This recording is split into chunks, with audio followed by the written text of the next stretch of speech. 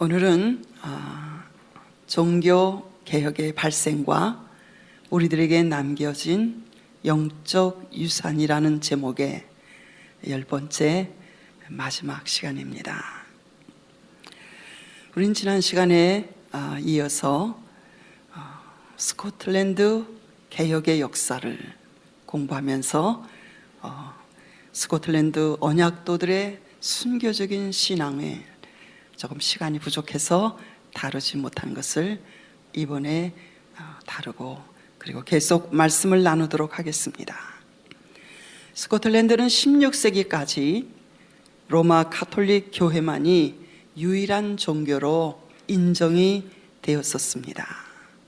그러나 16세기와 17세기 동안 험난한 투쟁을 거쳐서 스코틀랜드는 세계에서 유일한 장로교 국가로 우뚝 서게 되었습니다. 그러기까지는 존 낙스와 그의 영적 신앙의 후예들인 스코틀랜드의 언약도들이 있었습니다.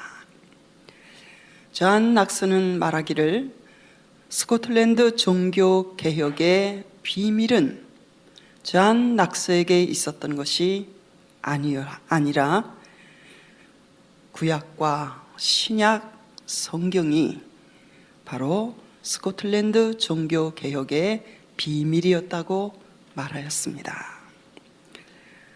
존 낙스는 성경에 너무나 무지했던 그 스코틀랜드를 성경으로 밝히려고 애썼던 개혁가였던 것입니다. 존 낙스가 세상을 떠나자 이제 상황이 갑자기 급변하게 되었습니다. 1603년 메리 스튜어트 여왕의 아들인 제임스 1세가 대영 제국의 왕이 되어 성공회의 감독제를 결코 장로교에게 양보할 수 없다고, 그는 성공회의 예식을 지키라고 명령하고 장로교 체제를 폐지하고 스코틀랜드도 영국의 성공회처럼 국가가 교회의 감독을 임명하려고 했습니다. 또 제임스 1세가 죽은 후에 그의 아들 찰스 1세가 왕위에 오른 이후에는 더욱 성공회와 그리고 성공회의 감독제도를, 성공회는 감독제도의 특징을 지닌 교회입니다. 스코틀랜드에 도입을 하려고 했습니다.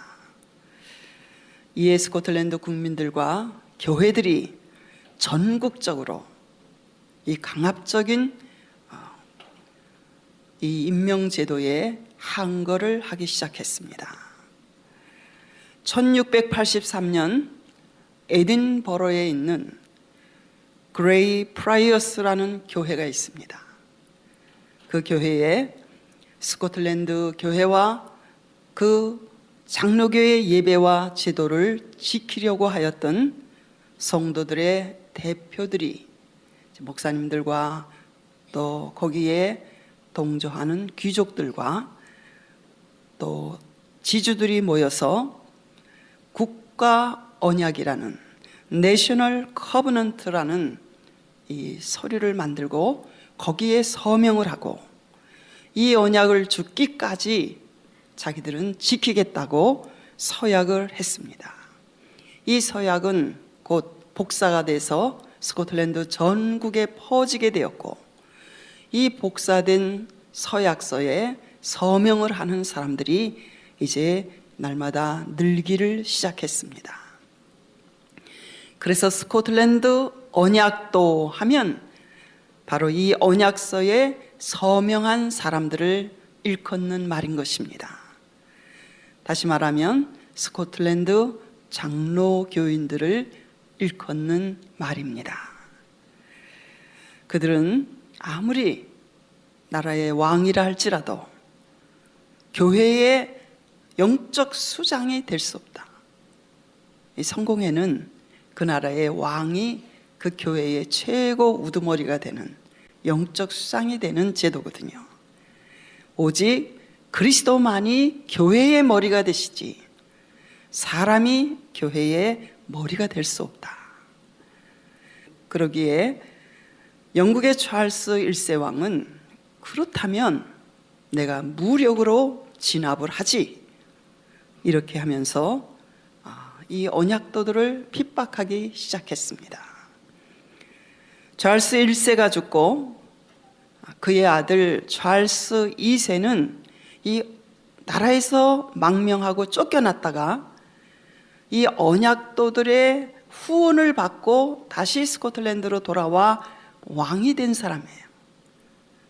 그래서 스코틀랜드 이 언약도들, 곧 장로교인들은 찰스 2세가 이제 왕위에 올라갔으니까 우리의 신앙을 전폭적으로 후원해 줄 것이라고 믿었어요. 그러나 그는 그들의 기대와 약속들을 헌신짝같이 저버리고 어느 왕 때보다도 더 강력한 성공의 감독주의 정책들을 펴 나갔습니다. 정부의 승인 없이는 어떤 장로교의 모임도 예배도 가질 수 없고 성공의 방식에 동조하지 않는 목사님들은 다 교회에서 쫓아내 버렸어요. 그리고 성공회식 예배에 참석하지 않는 일반 성도들에게는 나라에서 과다한 세금을 부과하였습니다. 이제 교회에서 쫓겨난 목사님들은 예배를 드릴 데가 없잖아요. 그러니까 그때부터 이 목사님들과 성도님들은 들판으로 나가서 예배를 드리고 또 목사님들은 설교하기 시작했습니다. 정부의 군인들은 그들을 발견하면 다 체포하고 또 그 자리에서 죽이고 핍박을 했지만 이 야유의 집회, 옥의 집회는 날이 갈수록 점점 더 부흥하기 시작했습니다. 기독교의 생명은 핍박을 하면 더 살아나고 부흥하는 것이 기독교의 진리입니다. 이때를 가리켜 스코틀랜드의 죽음의 시간이라고 부릅니다. 킬링 타임이었다는 것이죠.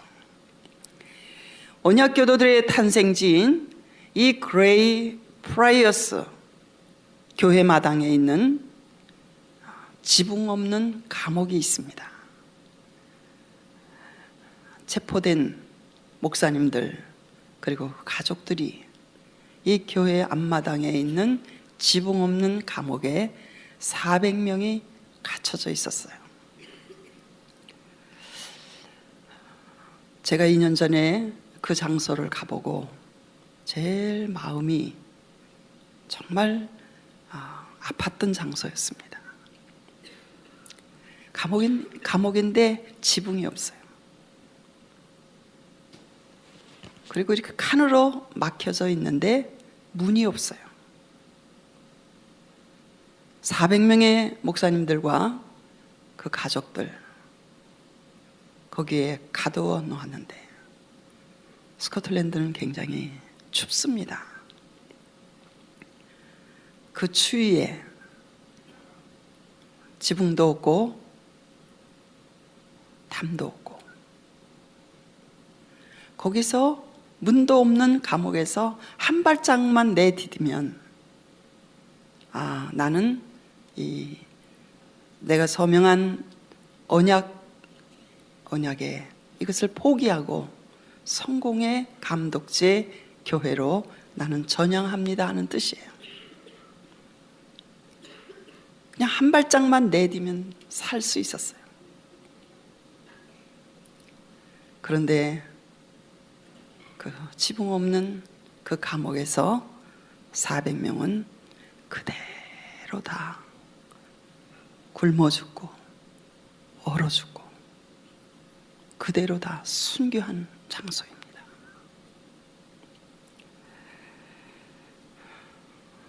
또 그 교회에서 아랫길을 따라 내려가면 언약 교도들의 공개 처형지인 그라스 마켓이라는 거리에 장소가 있는데, 그곳에서 많은 언약도 성도들이 화형을 당했어요.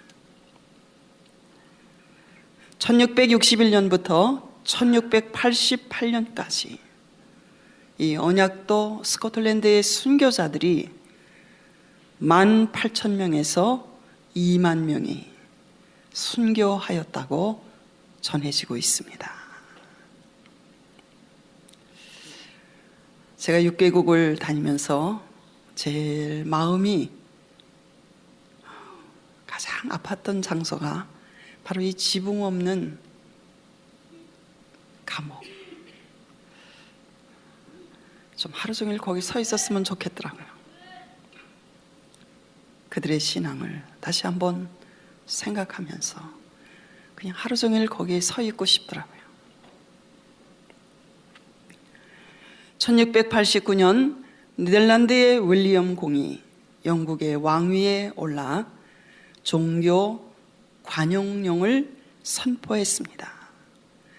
그래서 마침내 1690년에 스코틀랜드 장로교회는 왕의 명령에 의해서 종교 관용론에 의해서 이제 회복되고 개혁주의 신앙에 입각한 장로교 예배가 회복되었습니다.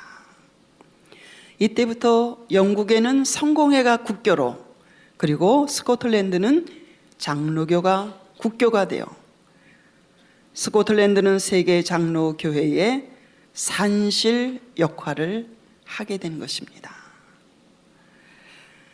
스코틀랜드 언약도들의 역사는 지금 말씀드린 대로 고난의 역사였습니다. 저들은 믿음을 지키기 위해 그리스도의 이름으로 그리스도를 위하여 그리스도와 함께 당하는 고난을 달게 받았던 사람들이었습니다. 19세기 스코틀랜드의 국민 작가였던 월터 스콧 경은 이 스코틀랜드 역사 이야기라는 책에서 당시 박해를 받은 언약도들의 모습을 이렇게 전해주고 있습니다. 잔인한 고문이 살점을 찢고 뼈를 부서뜨릴 수 있었어도 그들의 기계를 결코 꺾을 수는 없었다. 그들은 순교를 자신들이 당하게 된 것에 대하여 개가를 올리면서 처형의 우선권을 먼저 받게 된 사람들은 그 사실을 기뻐했다. 다른 사람보다도 먼저 순교의 영광의 자리에 나아가는 것을 그들은 기뻐하였다. 그들은 죽어가면서도 영생의 소망으로 가득 차서 자신의 사형을 지켜보는 사람들에게 숨이 끊어질 때까지 강력한 설교를 했기 때문에 화형하는 사람들이 계속 그들의 설교를 듣는 일이 너무 힘드니까 듣지 않으려고 옆에서 나팔을 불게 하고 북을 치게 하였다는 것입니다. 얼마나 강력하게 숨지는 그 시간까지 자기들의 신앙을 간증하고 복음을 전하였으면 사형을 집행하는 사람들이 그 소리 안 들으려고 나팔을 불게 하고 옆에서 북을 치게 하였다는 것입니다. 이런 장렬한 순교의 신앙이 있었기에 스코틀랜드 교회는 그 신앙을 지켜낼 수 있었던 것입니다. 이제 이 시간에는 가톨릭의 개혁이라는 내용에 대해서 이 제목으로 좀 나누고 싶습니다. 이제 마지막 시간을 준비하려고 하다 보니까 너무나 할 얘기가 많습니다. 2000년 교회 역사를, 그 중에서 종교개혁 시대의 역사를 중점적으로 다루다 보니까 할 이야기가 너무 많아요. 시간 때문에 그냥 몇 가지만 정리해서 말씀을 드리겠습니다. 르네상스 시기에 북유럽에서 시작하여 전 유럽으로 개혁운동이 폭발적으로 확산이 되자 이를 철저히 막기 위해서 가톨릭 내부에서 일어난 개혁이라 하여 가톨릭의 개혁 혹은 반동 종교 개혁이라고 일컬어집니다. 트렌트 종교회의가 열렸는데 AD 1545년에서 1563년까지 로마 가톨릭은 이 신교에 대항해서 가톨릭 체제를 더욱더 공고히 강력하게 다지고 재천명을 했습니다. 교황 바오로 3세는 종교회의를 소집하고 이 이탈리아 북부 트렌트라는 산간에 있는 아주 작은 도시에서 이 회의를 열었습니다. 이 회의는 18년이라는 긴 세월 동안 계속되었습니다. 그러니까 매일 한 것이 아니고 이제 회의를 열었다가 또 한참 쉬었다가 그렇게 해서 18년 동안 이 트렌트 종교회의가 계속되었는데 처음 시작해서 끝날 때까지 교황이 5번이나 바뀌었다고 합니다. 트렌트 종교회의는 이 로마 교황청의 교황과 또 그 당시에 독일의 황제였고 스페인의 왕이었던 찰스 5세라는 황제가 연합해서 이 회의를 열었습니다. 그 찰스 5세는 이사벨라 여왕의 손자였는데 그래도 그는 가톨릭과 신교가 이렇게 좀 잘 결합되기를 갈망했던 황제였습니다. 그러나 그의 염원과는 달리 로마 교회의 교리를 이 트렌트 회의에서 공식화하고 교리문답을 채택하여 교황의 승리를 가져왔다는 점에서 이 트렌트 회의는 로마 캐톨릭 사회의 역사에 있어서 이정표라고 할 수 있습니다.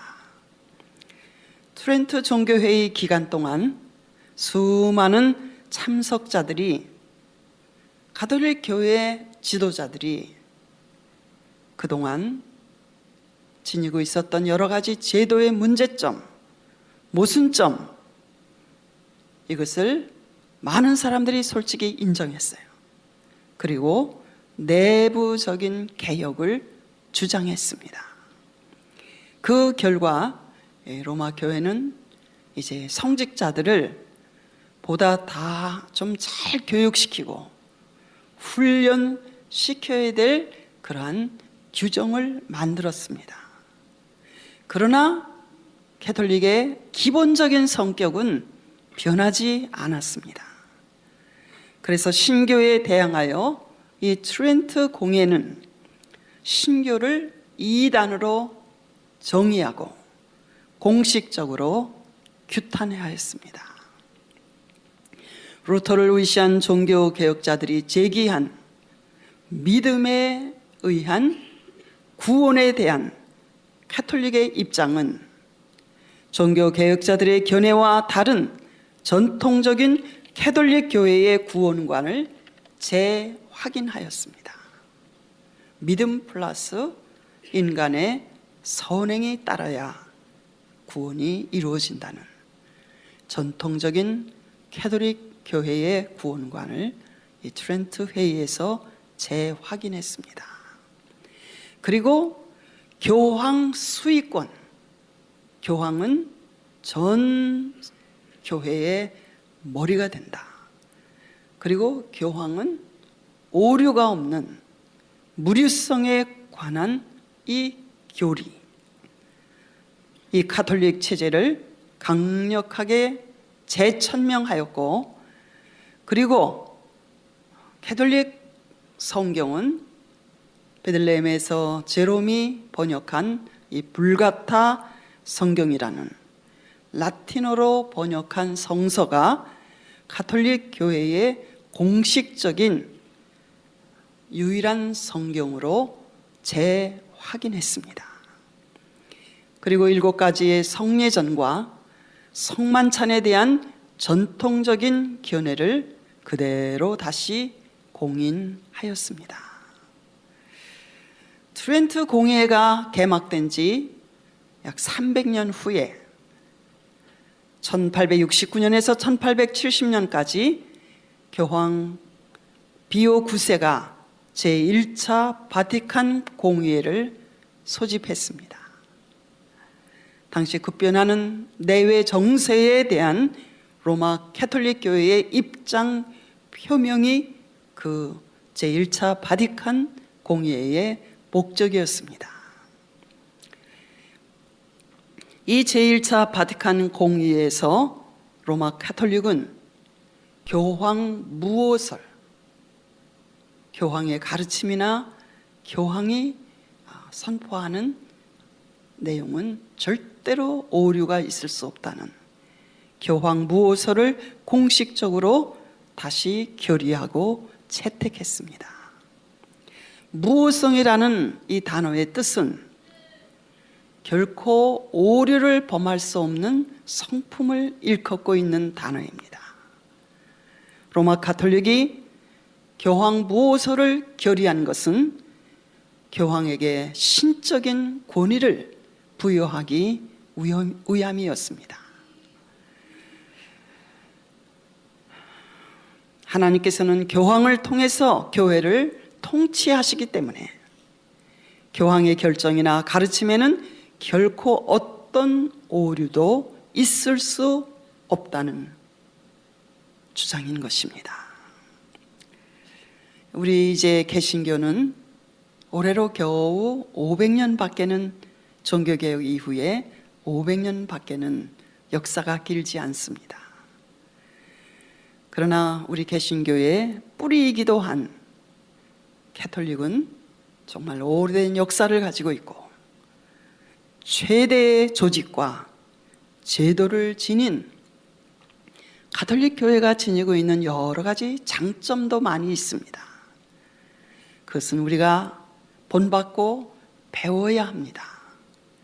그러나 아무리 그들의 역사가 오래되었어도 세월이 지나도 우리가 이해될 수도 없고 받아들일 수도 없는 것은 바로 이 교황을 절대시하는 교황 수위권과 교황 무오설 같은 이 교리, 이것은 우리 개신교 입장에서 이해될 수도 없고 받아들일 수도 없는 교리입니다.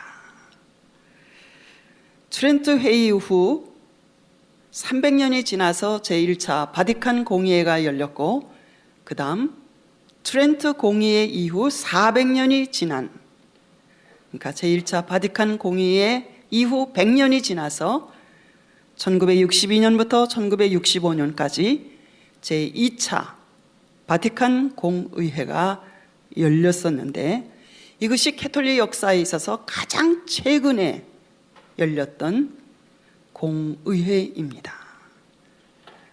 교황 바오로 23세는 제2차 바티칸 공의회에서 트렌트 공의회에서 발표한 모든 것들은 그대로 여전히 유효하다고 그렇게 선언을 했습니다. 트렌트 종교회의가 굉장히 중요한 회의였습니다.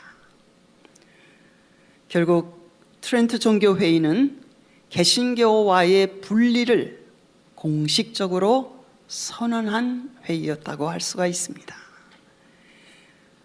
개신교와 로만 가톨릭 교회 사이에는 신학적으로, 교리적으로, 제도적으로 분명한 차이점들이 있습니다.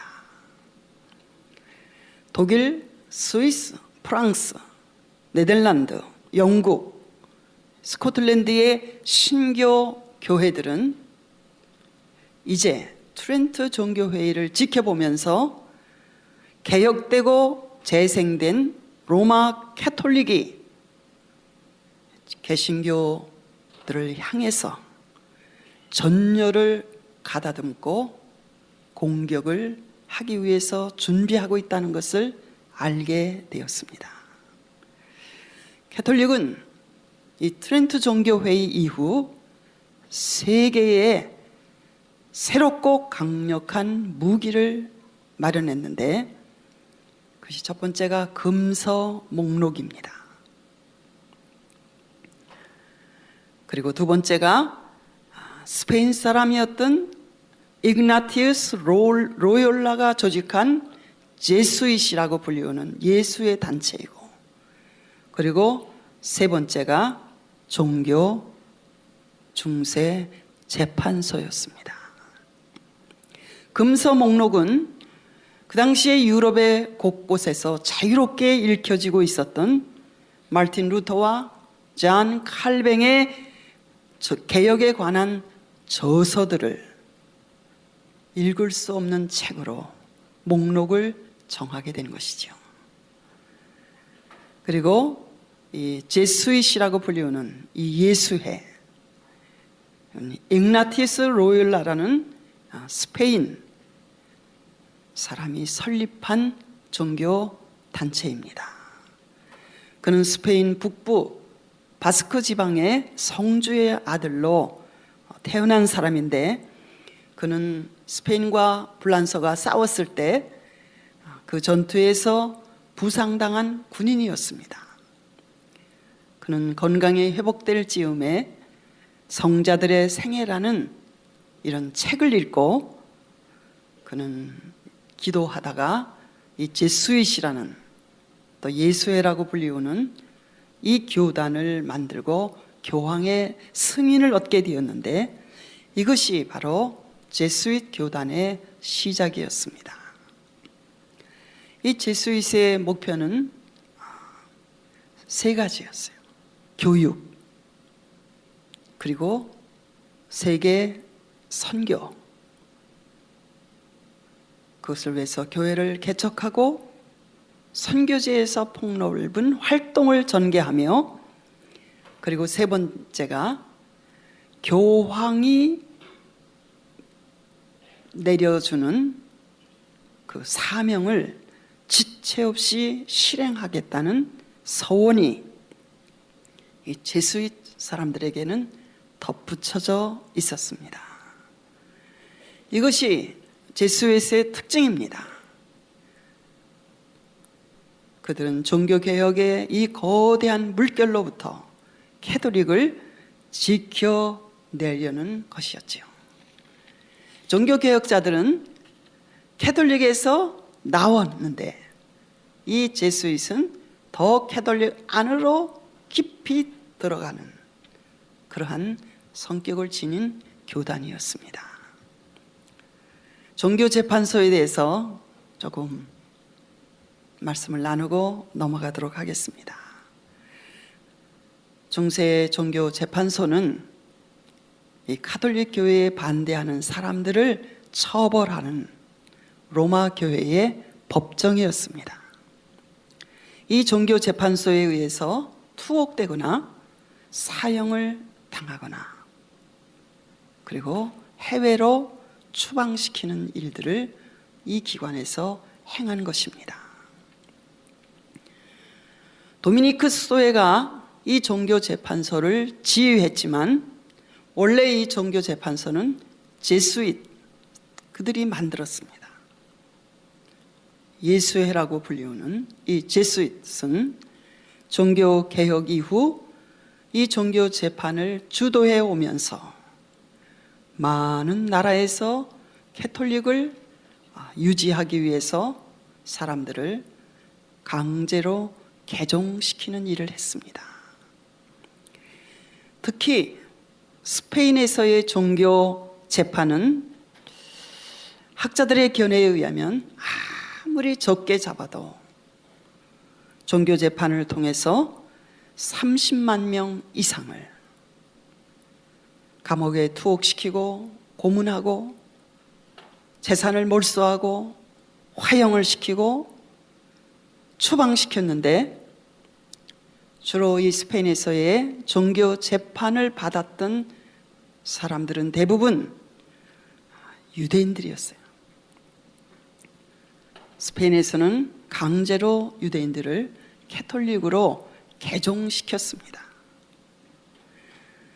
유대인으로서 캐톨릭으로 살기 위해서 개종한 사람들을 가리켜 마라노라고 불렀는데, 그들은 겉으로는 캐톨릭 미사에 참석했지만 가정에서는 비밀리에 유대교 의식을, 안식일을 지키고 유대교 의식을 행하는 사람들을 이제 이 종교 재판소에서 의심이 가는 사람들 전부 잡아들여서 처형함으로 많은 사람들이 희생을 당하였죠. 지금도 톨레도라는 스페인의 구 수도가 있습니다. 거기에 가보면 이렇게 큰 광장이 있어요. 거기서 주로 유대인들을 화형시키고 처형시킨 장소가 그대로 남아있는 것을 볼 수가 있습니다.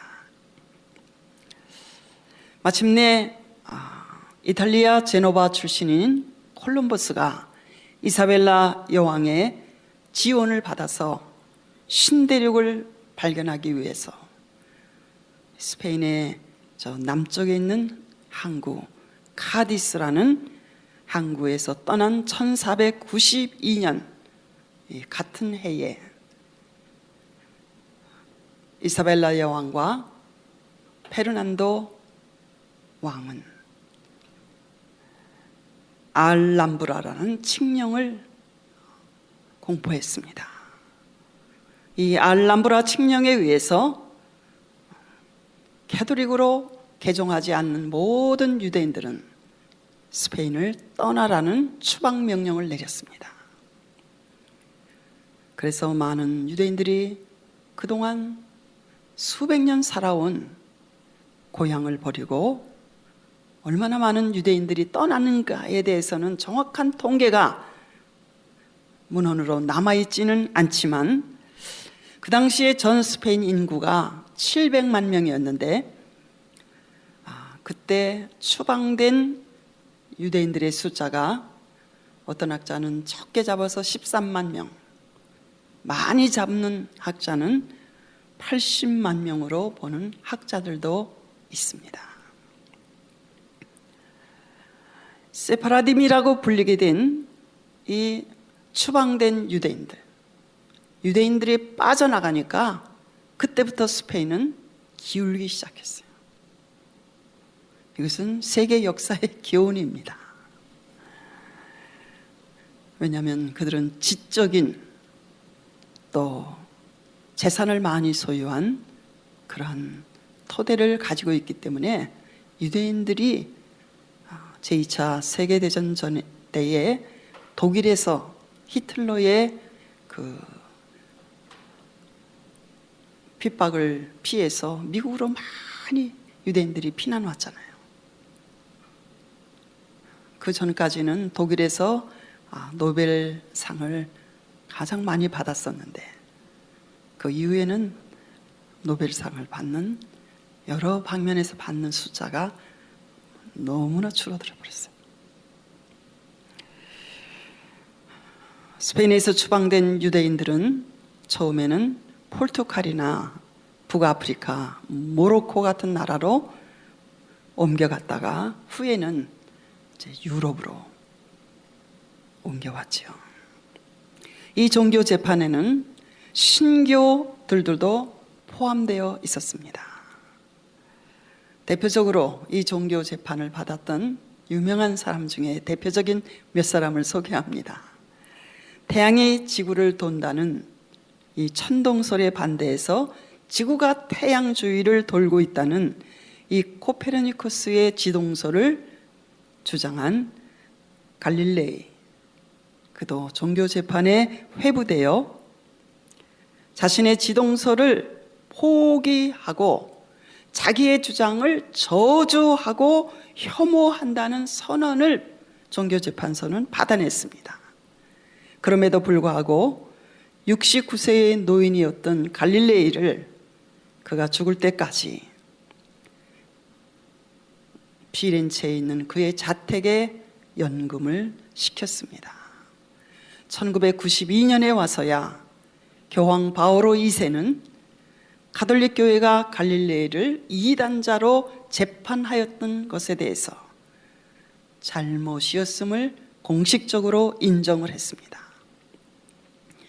갈릴레이가 파문당한 지 359년 만에 이루어진 일이었습니다.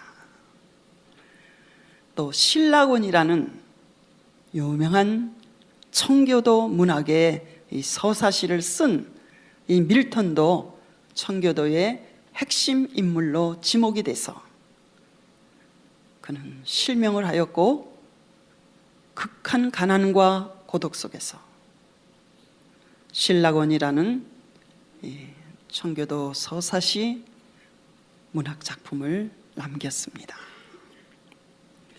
고난 가운데서 이런 의미 있고 위대한 작품이 나오는 것 같습니다.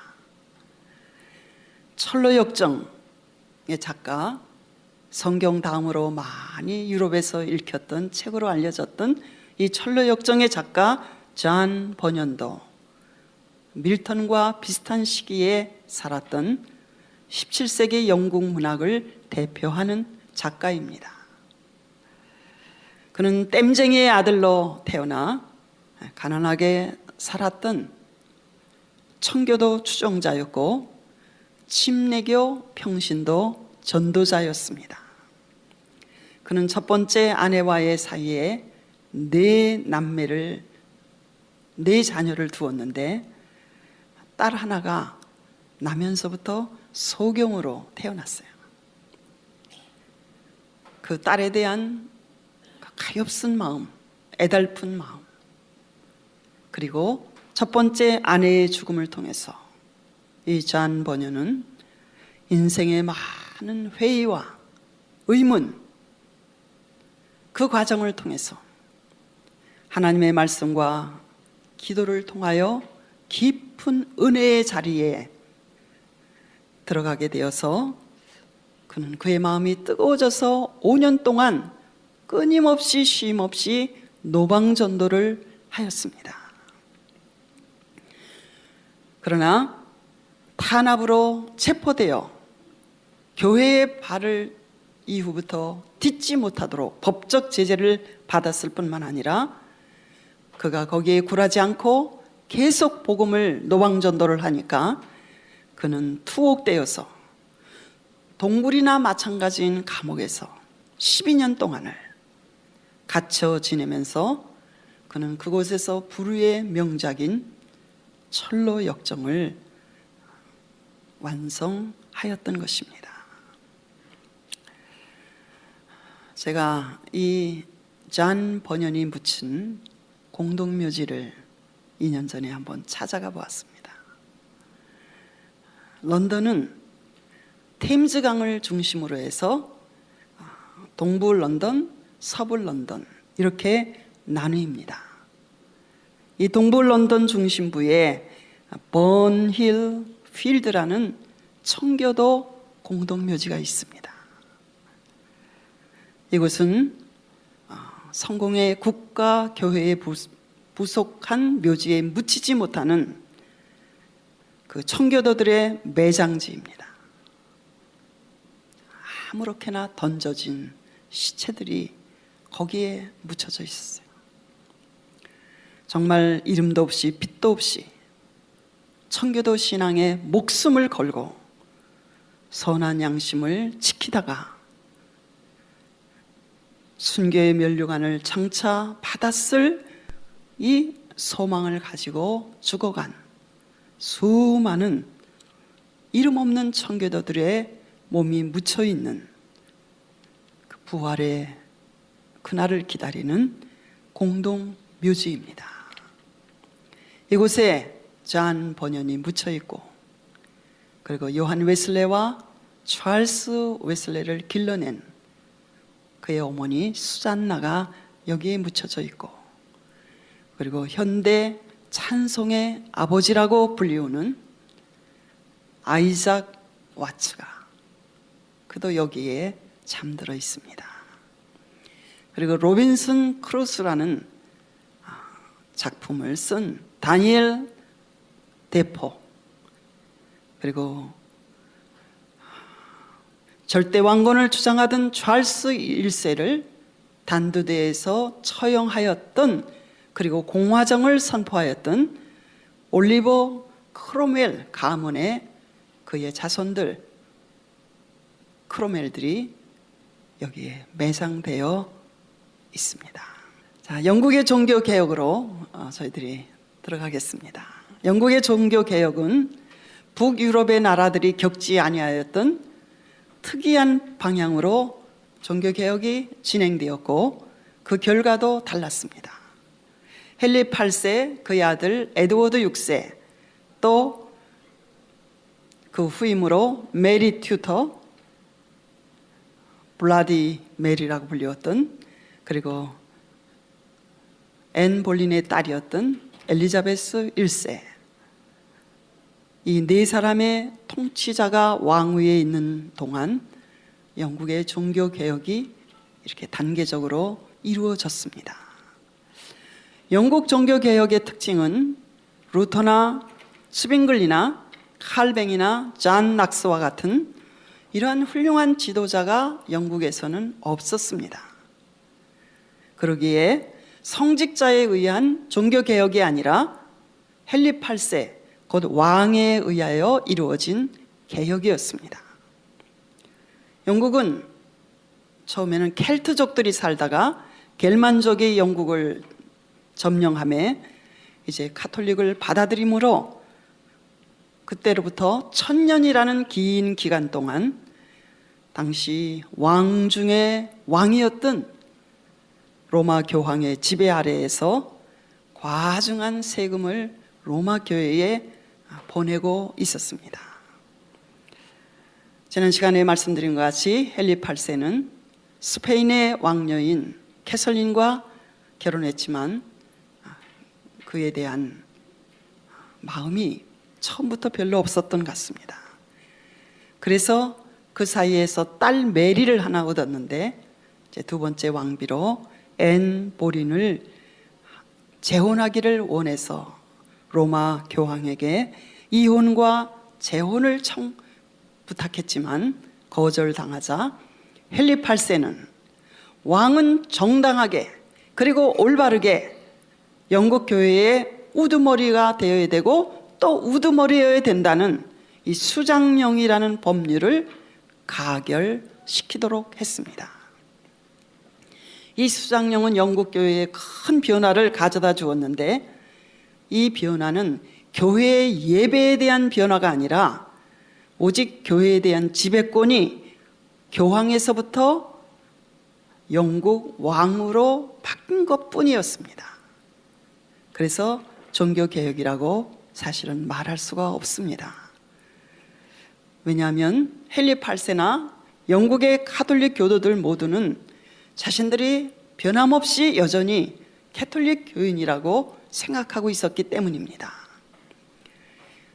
헨리 8세는 또 다른 법률, 곧 반역과 이단에 관한 법을 통과시켰는데, 이 법은 가톨릭 교리 외에 어떤 다른 교리를 지키려고 하는 것은 다 이단이고, 영국 교회의 우두머리로서 자신을 왕을 인정하지 않는 것은 다 반역이라는 점을 법으로 강조해서 이 법 아래에서 정말 많은 사람들이 또 사형을 당했습니다. 영국 국교회나 성공회는 똑같은 말입니다. 교황 대신 최고 교회의 우두머리가 영국 왕이 되어서 주교를 통해서 관리되는 교회가 바로 영국 국교회, 혹은 성공회이기 때문에 이 교회를 가리켜 감독교회라고 일컫습니다.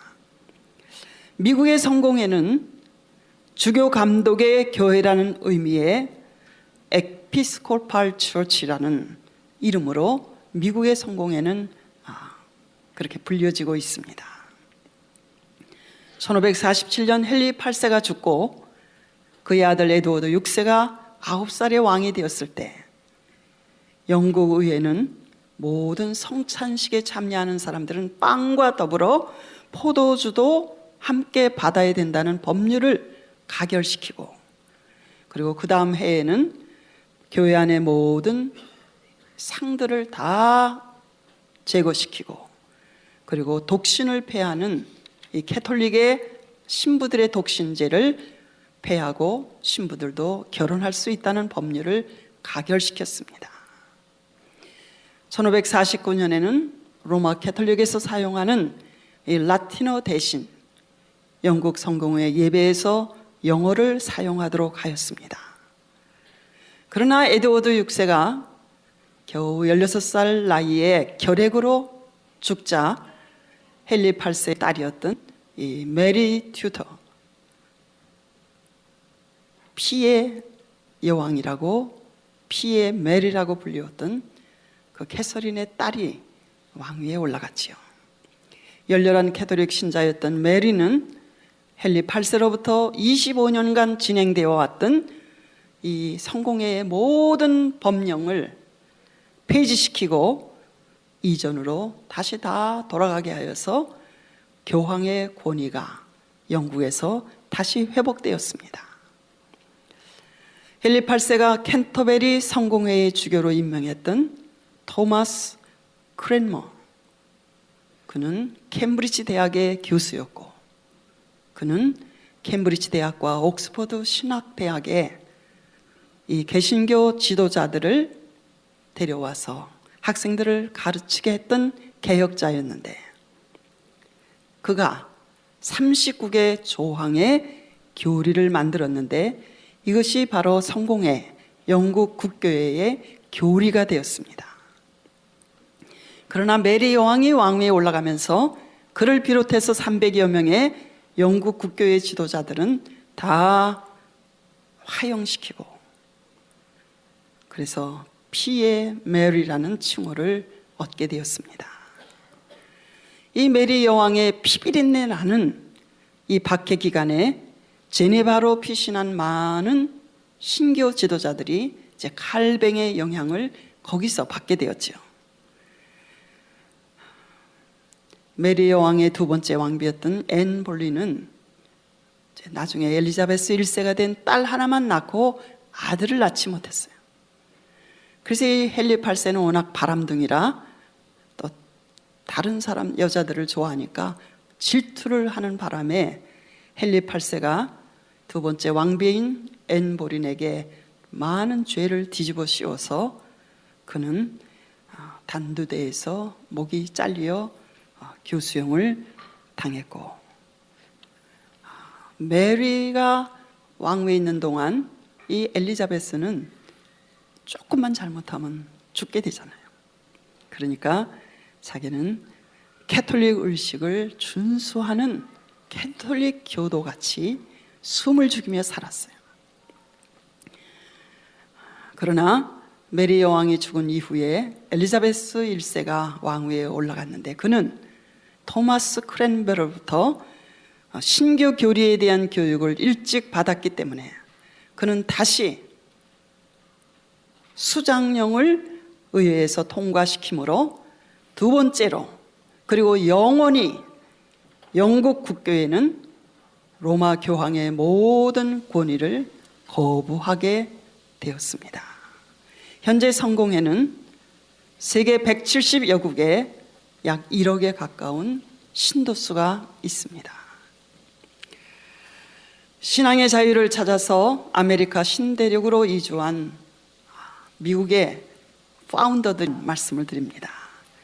메이플라워 호는 여러분이 잘 아시는 대로 1620년 잉글랜드 남서부 폴리모스에서 아메리카 신대륙 지금의 매사추세츠 폴리모스에 닷을 내린 필그림 파더스라고 불리는 청교도 개혁자들을 수송한 그런 영국 선박의 이름입니다. 당시 이 배에는 102명의 청교도들이 타고 있었고 승무원은 25명에서 약 30명이 있었습니다. 영국의 존 카버, 윌리엄 브래드포드를 비롯한 영국의 청교도 102명이 신앙의 자유를 찾아서 66일 동안의 어려운 항해를 하는 동안 그들은 질병에 시달리면서 도착한 것이 11월 21일이었습니다. 그러나 이 땅에서 첫 겨울을 보내면서 한 해가 가기 전에 반수의 사람들이 추위와 굶주림과 그 괴혈병에 걸려서 사망을 했습니다. 그들은 성공회의 혹독한 박해를 받으면서 신앙의 자유를 찾아 신대륙으로 떠나온 사람들이었습니다. 그 다음 해에 이 메이플라워호가 영국으로 되돌아갈 때 선장이 다시 영국으로 돌아가고 싶은 사람이 있으면 이 배에 타라고 했지만 한 사람도 그 배를 타고 다시 영국으로 돌아간 사람은 없었다고 합니다. 그들은 신앙의 자유와 그리고 환경의 어려움을 극복하고 이겨내는 개척 정신을 가진 사람들이었기 때문에 오늘의 미국 사회를 이루어낸 그런 사람들이었습니다. 신앙의 자유를 찾아 대서양을 건넜던 이 청교도들로 인하여 개신교는 이 아메리카 대륙에서 꽃을 피워낼 수가 있었던 것이었습니다. 미국의 정신적인 이 기초의 배후에는 청교도들이 지녔던 이 칼뱅주의의 도덕적인 관념과 종교 개혁의 전통적인 그 헌신된 정신이 미국 사회의 기초에 깔려 있습니다. 비록 지금 미국의 영적 상태가 서서히 많이 쇠퇴하고 있지만 여전히 이 기독교의 전통은 미국 사회를 지탱해 주는 그리고 미국인들의 마음속에 잠재해 있는 기본 정신이고 뿌리라고 할 수 있습니다. 저는 이 시간 종교개혁의 발생과 우리들에게 남겨진 영적 유산이라는 제목의 10번째 시간을 마감하면서 몇 가지만 정리해서 저와 여러분에게 나누고 드리고 싶습니다. 2000년의 교회사를 통해서 나타난 위대한 힘, 그것은 역사 속에서 지금도 살아계시며 일하시는 하나님의 섭리입니다. 인간의 수많은 실패와 오류가 있었음에도 불구하고 하나님은 시대를 따라 그분의 섭리와 뜻 가운데서 주님의 몸인 교회를 새롭게 갱신하시는 그러한 역사를 지금까지 이루어 오셨습니다. 그리스도의 생명은 항상 살아 움직이시고 그분의 뜻을 하나님은 역사 속에서 지금도 이루시고 계시는 것입니다. 교회가 말씀에서 멀어졌을 때 주님은 예비하신 일꾼들을 세우셔서 교회의 거룩함을 회복하게 하셨습니다. 종교개혁자들이 그렇게 외쳤던 것은 우리가 언제나 돌아가야 할 곳은 하나님의 말씀, 믿음의 근원인 성서라는 것을 그들은 외쳤습니다. 그들은 중세 천년에 쌓인 먼지를 털어버리고 그리고 닫혔던 커튼을 열고 본래의 색깔과 본래의 색채를 되찾게 해준 사람들입니다. 주님의 교회는 언제나 성경의 핵심 복음 진리가 선포될 때만 성령의 역사가 그 말씀을 통해서 일어나게 되어 있는 것입니다.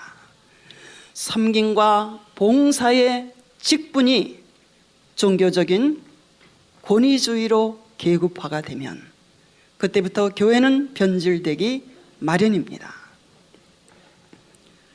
언제나 내가 무너지는 곳에 예수 그리스도는 살아서 우리 안에서, 내 안에서 역사하십니다. 개혁은 언제나 말씀으로 돌아가는 것이고, 본질을 회복하게 될 때, 원천으로 돌아갈 때 성령께서 우리를 통하여 일하시게 될 것입니다. 지금까지 10번의 시간을 통해서 저와 여러분이 만났던 종교 개혁자들은 한결같이 성경이 기독교 신앙의 가장 중요한 원천임을 증거하고, 모든 사람들은 자신들의 언어인 그 언어로 성경에 자유롭게 접근할 수 있어야 함을 주장했던 사람들이었습니다.